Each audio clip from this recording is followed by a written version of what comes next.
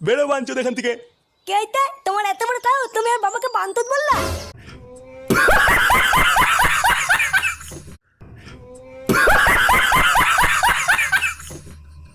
ভাবতে হলে হাঁকতে হবে, বলছে এক শেওড়া।